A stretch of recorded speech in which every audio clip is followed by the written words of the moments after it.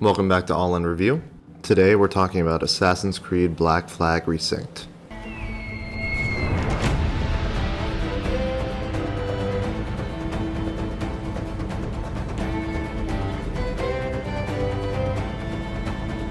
Thanks for your patience on this one. I know I'm like the last person to get a review out, so I appreciate anyone who stops by to watch. Just some housekeeping before we get into it. I'm about 30 hours into the game. I have not rolled credits yet, but I've done a decent amount of the story and a lot of side content. I will finish the game at some point, and if anything in this kind of review in progress is no longer accurate, I'll be sure to update, so please subscribe so you can see that if/when it goes up. Also, this footage was captured on PS5 Pro and is spoiler free. I'm only showing early story sections and open world activities. So what is Assassin's Creed Black Flag Resynced? Well, it's a remaster, remake, kind of hybrid of the original Assassin's Creed 4 game from 2013. I say that because it's not quite a remaster and it's not quite a remake. It's the same story and plot, just with updated graphics, gameplay elements, and some extra content. I think they ported it into a brand new engine, but I could be wrong on that, and the gameplay is definitely been overhauled. In both Black Flag Resynced and the original, you play as Edward Kenway. Was it good for you as well? Havana. I must get to Havana. Well, I'll just build us another ship, will I? I can pay you. Isn't that the sound you pirates like best? 100 escudos.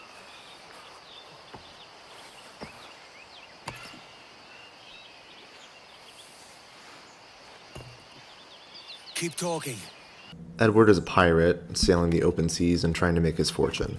Edward is charming and charismatic, but is cutthroat and is mainly in it for treasure and wealth, at least at first. I think that's why Edward has always kind of stood out as a fan favorite in the franchise. He's unique among the tragic orphan characters of the franchise. No one murdered his family, he's just a pirate trying to get rich, and accidentally gets mixed up in the centuries-old Assassin-Templar conflict.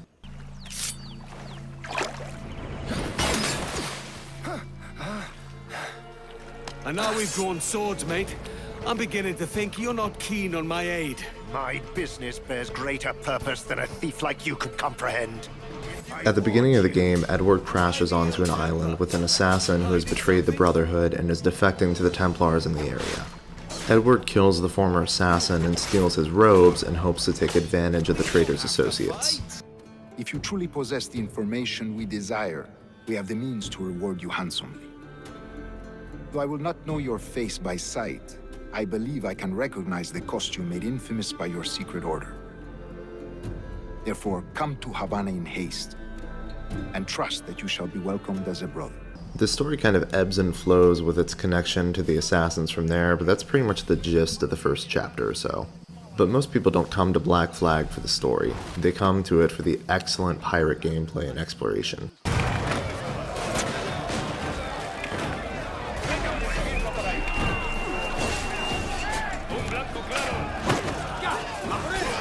And look, that was the highlight back then, and it's the highlight now. As Edward, you're free to sail the open seas on your pirate ship, the Jackdaw. The Jackdaw has its own crew, upgrades, cosmetics, and you can even choose the shanty your crew sings while you sail. Give us a shanty!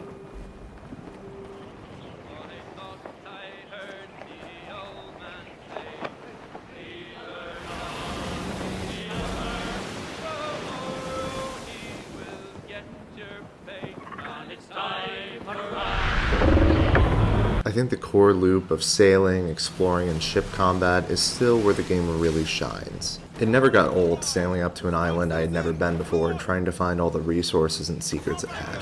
Each island or city has a variety of activities, including looting warehouses, finding treasure, collecting pirate maps, new sea shanties, or letters in a bottle. My least favorite of the activities was collecting those stupid credits to spend in the Animus. Also, the game unfortunately has a battle pass. Now, at the time of recording, there is no option to buy currency for the battle pass or the exchange. However, it's still a very annoying grind. In the Animus, you can exchange credits you earn in-game for legendary outfits, weapons, and ship cosmetics. The problem is that the credits you find in the open world usually only appear once per island, and you only get 30 per collection. The legendary outfits, the ones you actually care about buying, are 3,000 credits, so you would have to collect 100 of these credit bundles in the open world to afford one. This is where the battle pass comes in. Every few days, the Animus will update with new anomalies that you have to collect or destroy to earn a certain kind of purple credit. Typically what you're doing is trying to destroy a corrupted fleet, assassinate a corrupted target, loot corrupted chests, or find a burning ship to loot all the chests on that. You can then trade in these purple credits to earn different prizes on a battle pass. There are currently 3 in the Animus, and like I said, none of them cost money to unlock. However, for 2 of them, half the prizes are for Assassin's Creed Shadows, a game I don't own. It's pretty frustrating to throw away half the credits I earn on rewards I'll never get to use and have to redeem in order to get to the ones I actually want to use. You can get these Animus keys that you redeem for the legendary prizes through the battle pass as well. They're usually between 500 and 1,000, but it's also a grind. I've been doing these anomalies for nearly my full playthrough once they were unlocked, and I only have one of the legendary outfits, and I am nowhere near close to getting the second. It's completely optional, but it just feels like unnecessary Ubisoft bullshit that to unlock the best things, you have to worry about 2 types of currency and a battle pass and a full-price single-player game. It also feels like it's really trying to sell you AC Shadow so you A, don't feel like you're wasting your precious credits, and B, so you can do the in-game events in that game and get the credits twice as quickly. It's not subtle and it sucks. But enough of that. So what's the moment-to-moment gameplay like? Overall, it's pretty good. I think the adjustments to the core gameplay are smart and make it feel way less like an Xbox 360 game. For stealth, you actually have a crouch button. I know, very exciting. The stealth in this game is kind of like a Frankenstein of the old and new games. You're crouching in bushes and hiding in haystacks so you can get assassination opportunities. However, the enemy AI is still really stupid. If you're within like 15 to 20 meters of them, you can just whistle, summon them directly to you, and perform a takedown. El mierdecilla podría esconderse aquí.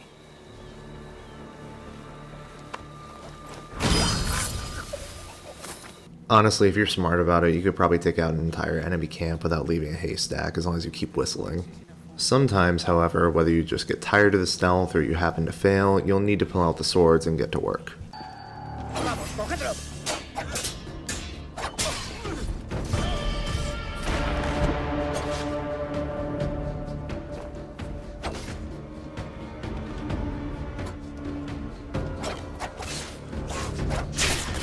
The melee combat is probably the most complicated part of Black Flag Resynced.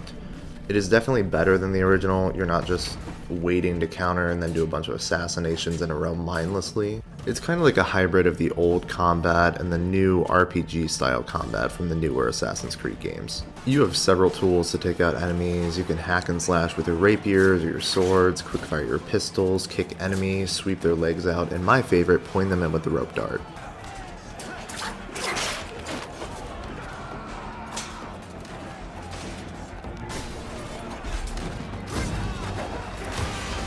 The key melee combat is good enough, the dodges feel fine, but the parry timing feels a bit off. I never really got it down reliably in my 30 hours of playing so far. Now, what is just as good as you remember is the naval combat.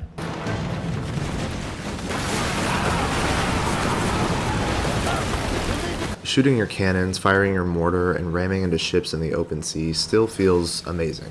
You can fully destroy ships in naval combat and loot the resources from the wreckage by hitting a button, but if you want to collect the ship's full bounty, you'll need to pull up next to it and board. Crippling a ship with your cannons, then pulling it in with ropes, and then swinging onto the ship just makes you feel like you're really living the pirate fantasy. Speaking of bringing the pirate fantasy to life, this game is a stunner if you couldn't tell from the footage on screen. The sea is bright and vibrant, the various islands are detailed, and the character models mostly look very good. The performance also seems to be mainly good. I've had a dropped frame here or there. I have had some pretty bad glitches though. Some of the cutscenes have background noise, but straight up no dialogue.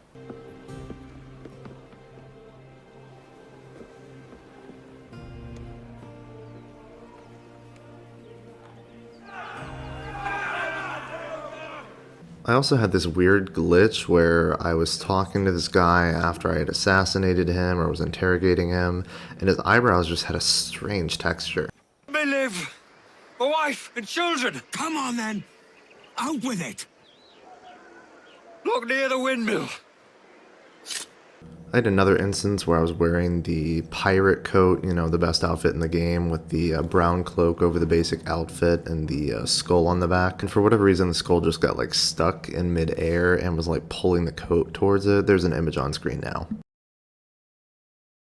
None of these ruin the game for me. I just want you to be aware that if you are intending on playing this game, some Ubisoft jank will come with it.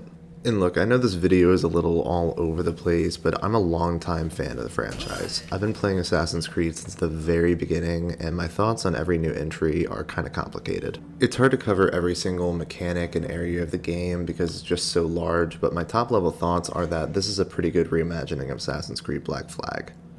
If you've never played the original, then this is a very easy recommendation from me. I'm just kind of unsure of Assassin's Creed as a franchise these days. I know this remaster remake sold well, and now they're considering going back and giving the Ezio games proper remakes as well, but the last RPG game, AC Shadows, also sold very well, so I don't really know where that leaves us. Let me know what you think, whether they should keep the RPGs going, or try to go back to something more stealth-focused, or maybe something kind of in between like Black Flag.